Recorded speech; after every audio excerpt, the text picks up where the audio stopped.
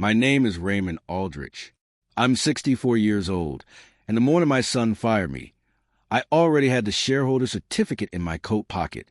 I had pulled it from the fireproof box under the workbench at 6:07 a.m., before the coffee finished brewing, before the sun came fully over the tree line on Boardman Poland Road. The envelope was manila letter-sized, slightly worn at the corners from 22 years of sitting in the same place. I folded it twice and put it in my inside breast pocket. I could feel its weight against my ribs the entire drive-in. Welcome back to Dad's True Revenge, where quiet patience always outlasts loud cruelty. If you've ever been a strong one nobody noticed, this story is for you. Drop a comment and be sure to subscribe. You're going to love it here. I have been a construction supervisor for 36 years. Not the kind who walks a site with a clipboard and goes home at 4. The kind who shows up first and leaves last, who knows the name of every subcontractor and the expiration date on every permit, who can read a set of plans in the dark because he's read 10,000 of them in better light. I built my reputation on Boardman's East Side, job by job, from the time I was 28 years old, and by the time I turned 50, I had more referrals than I could schedule. My wife, Margaret, used to say I treated every building like it was going to have my name on it. She was right. I did. She died 4 years ago, in November, 11 months after her diagnosis. We had been married 31 years. She was 60 when she passed, which is not old enough, not by any measure I have ever understood. Daniel was our only child. He was 36 on the Tuesday. He called me into his office. He had the corner suite on the 4th floor of the building we had moved into in 2018, the year after I brought him on as operations director. I had signed the lease on the original office space 27 years earlier with my personal credit score, which was the only thing I had at the time that was worth anything. The company was called Aldrich Site Solutions. I had founded it on March 14, 1991, with $18,000 in personal savings, a used pickup truck, and a handshake agreement with a general contractor on the east side named Roy Billings, who gave me my first 3 jobs. In the early years, I drove 2 hours each way to the Youngstown permit office every quarter because Roy's contact required it and because I would not ask anyone else to make that drive. I covered 3 consecutive holiday shifts during the first Christmas season so that the 2 younger men working under me could be home with their families. I paid those 11 years forward in every direction I could think of. By 2001, we were doing $2.1 million in annual revenue. By 2009, we had 17 full-time employees and a client roster that covered 4 counties. When the recession hit in January of that year, we nearly lost the Mahoning Valley contract, our largest, because the general we had been working with for 8 years went under in 6 weeks. I reorganized the entire estimating system over 2 weekends, rebuilt the bid structure, and secured a replacement contract with a municipal developer out of Youngstown. I did not draw a full salary for 14 months. I did not tell Daniel, who was in college at the time, that we were close to folding. I made sure his tuition was paid, $8,400 a year, 6 years, out of my personal account, and I kept that between myself and the bookkeeper. My throat tightened the first time I thought about what those 14 months had cost me. Standing in the office in the morning, I finally hired a full-time accountant. I had done payroll by hand every Friday morning for 9 years up to that point. The accountant's name was Phil Garvin. He lasted 3 years before Daniel restructured the finance division and brought in a firm from Columbus. The shareholder agreement was drawn up by Constance Merrill in 1991, the same week the company was incorporated.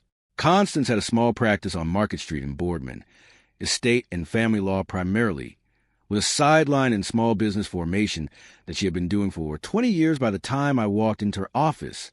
She drew up the articles of incorporation, filed the initial documents with the state, and produced a shareholder certificate, 2 copies, one for the company records and one for me, that established my 34% founding stake. At the time, the other 66% was split between myself and a silent partner named Roy Billings, who sold his shares back to me in 2003 for $47,000 when he retired. After that buyback, I held 100% of the company. In 2017, when I brought Daniel on as operations director, I restructured the ownership to give him a 66% operating stake. It was Constance who drew up that agreement, too, and it was Constance who noted in the filing that my 34% founding share was non-dilutable, her word, not mine, meaning it could not be reduced, bought out, or extinguished without my written consent. I had not explained this to Daniel in those terms. I had simply told him he was getting 66% of the company his father built, which I thought was generous, and which he accepted without asking any questions about the remaining 34%. I kept the certificate in the fireproof lockbox under my workbench for the next 6 years. I thought about it occasionally. I never mentioned it again. The Tuesday after Labor Day, I arrived at the building on Boardman Poland Road at 8:44 in the morning. I had been coming to this building for 6 years. I knew the parking structure, the lobby, the elevator bank, the particular way the fourth floor smelled of new carpet that had never quite aired out. I said good morning to the woman at the front desk, whose name was Paula and who had worked there since we signed the lease. She said good morning back and did not quite meet my eyes. Daniel's assistant, a young man named Marcus, met me at the elevator and said Daniel was ready for me. I noticed Marcus did not offer coffee, which he always did. Daniel was standing when I came in, which he also did not usually do. The office had floor-to-ceiling windows on 2 sides. The morning light was flat and gray. He was in a navy blazer and no tie. He looked, I thought, like he had rehearsed this. "Dad," he said, "sit down." I sat. He told me the board had been discussing the company's direction for the past quarter. He said they had done a strategic review and concluded that the next phase of growth required a different kind of leadership at the senior advisory level. He said the board felt that my presence at quarterly reviews sent the wrong signal to their institutional partners, like the company could not stand on its own. Something behind my sternum went very still. I didn't answer. He kept going. He said this was not a reflection of my contributions, which had been foundational and which the board recognized and appreciated. He said the severance package was generous and that Marcus had the paperwork ready. He said he hoped I understood this was a business decision. My breath caught at institutional partners. I had been the institution. I had personally guaranteed $340,000 in equipment financing in 2008 when the bank wanted a co-signer, and there was no one else to call. The envelope against my ribs was perfectly still. He slid a folder across the desk. Blue cover. My name printed on a label in the upper left corner. I sat with that. "This is a board decision," Daniel said. "It's not personal." I nodded once. I picked up the folder. I stood. I shook his hand because I had taught him to shake hands when a meeting ended, and I was not going to stop being who I was in a room where he unmade me. His hand was dry. Mine was steady. I walked out past Marcus without stopping. I took the elevator down to the lobby. I nodded to Paul at the desk. I walked to the parking structure and found my truck on level 2, and I sat in the driver's seat with the engine off and the folder on the passenger seat and the envelope still in my breast pocket, and I let my eyes sting for exactly 90 seconds. My face went still after that. I started the engine. I pulled out of the structure at 11:03 a.m. I drove directly to Constance Merrill's office on Market Street. Constance had been practicing for 50 years. She was 71, gray-haired, slight, with reading glasses on a chain and a desk that had not changed in the 22 years I had known her. She had handled Margaret's estate. She had drafted the 1991 incorporation documents. She had filed every subsequent amendment. She knew the history of Aldrich Site Solutions better than Daniel did because she had written most of it down. I was in her waiting room at 1:58 p.m. She brought me in at 2:17. I set the manila envelope on her desk. I told her what had happened that morning.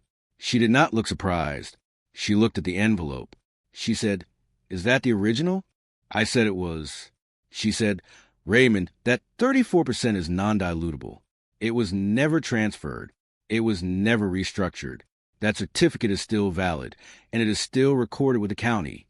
She told me what that meant in plain language. It meant that any board action affecting the company's direction, its financing structure, or its senior personnel required my written consent as a 34% stakeholder. It meant the board meeting Daniel had scheduled for Friday, which I had received no notice of and no agenda for, could not legally proceed on those matters without me present or without my written proxy. She told me she would file a notice of shareholder rights that afternoon. She did. At 2:17 p.m., Constance Merrill filed formal notice with the county that Raymond Aldrich remained an active 34% stakeholder in Aldrich Site Solutions, LLC, and that any board action taken without proper notice to and consent of said stakeholder was subject to legal challenge. Greg Paulson at the county recorder's office certified a copy of the original articles of incorporation at 9:08 the following morning. I drove home on the Wednesday with both documents on the passenger seat. I made dinner. I did not call Daniel. Something in me clicked into place sometime around 7 p.m., standing at the stove on Boardman, Poland Road with the radio off and the windows dark.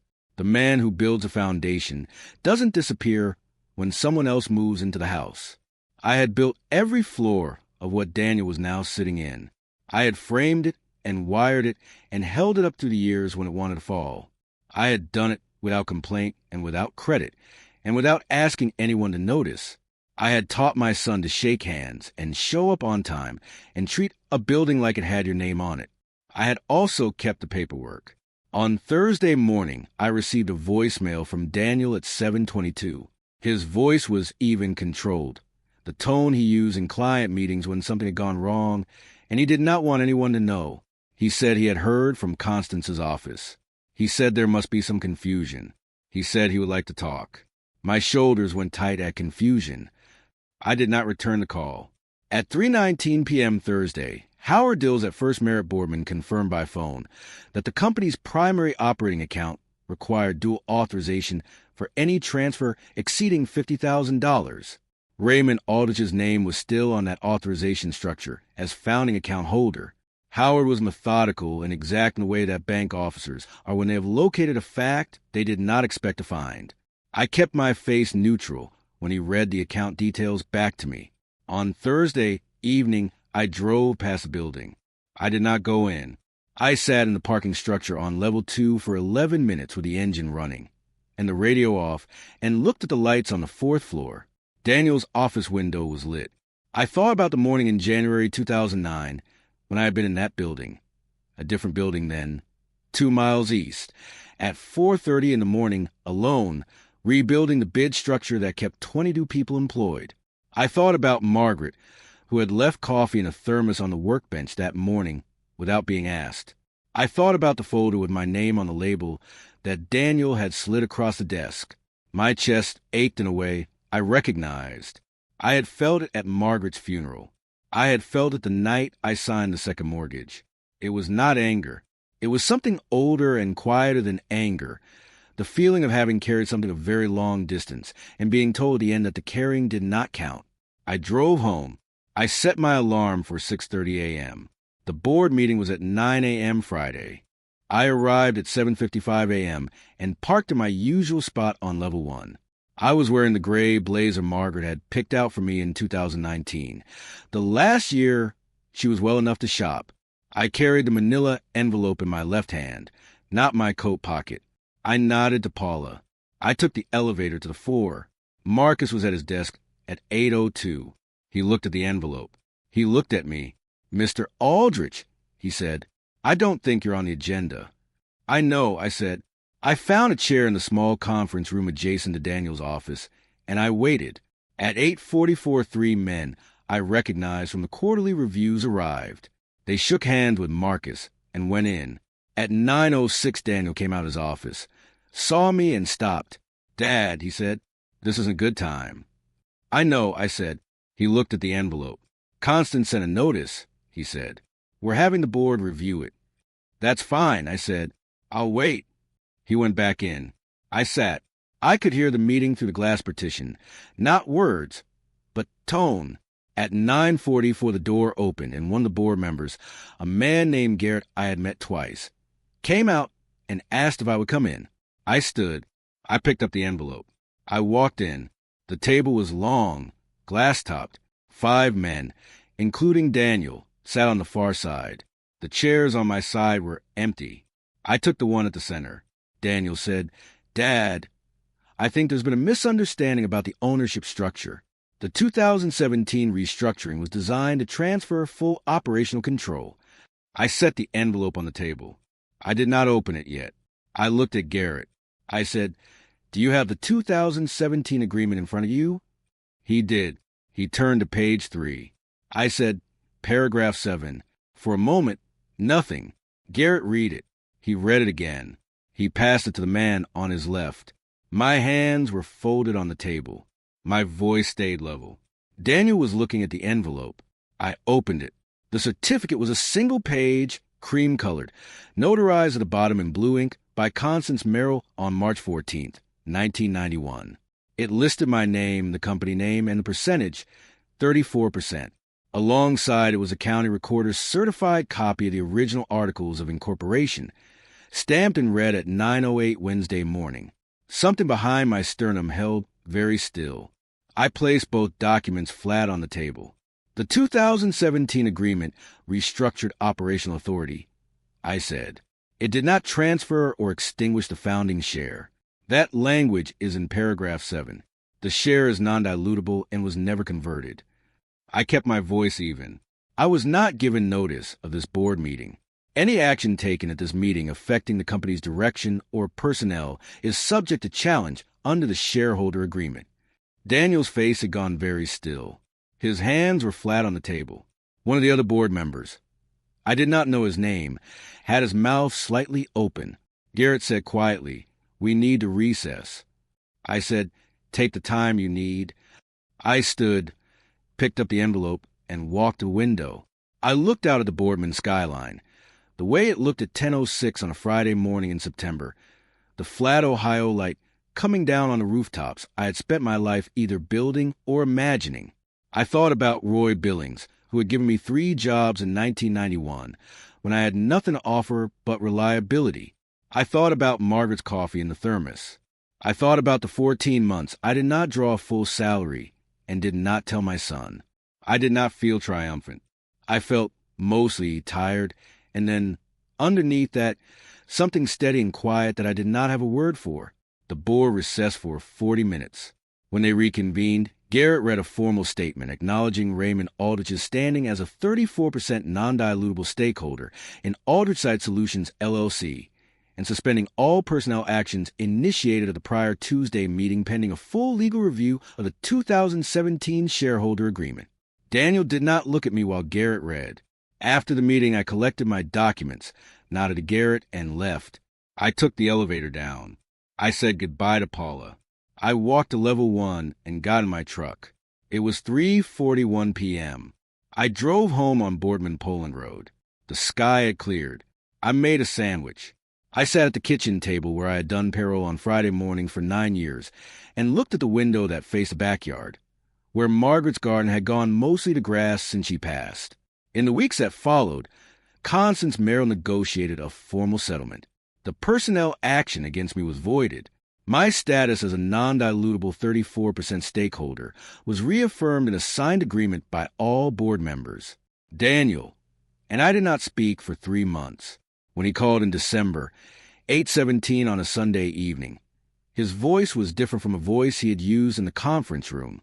It was younger, somehow, more like the voice I remember from the years before the corner office and the navy blazer. We talked for 40 minutes. We did not agree on everything. We did not need to. Raymond Aldrich, 64 years old, and still on the founding documents. Their board, their agenda, my 34%. That's what the paperwork says. It has always said that. And I made sure, on a Tuesday morning in September, while they were planning to end something, that the paperwork was in my coat pocket. I came home. I turned on the kitchen light. What would you have done? Held on to that document, or sign it over when your son asked? Leave your answer in the comments below. If this story hit close to home, hit that like button and subscribe for more real, raw, and family-centered stories. And as always, thank you for being a part of this sphere.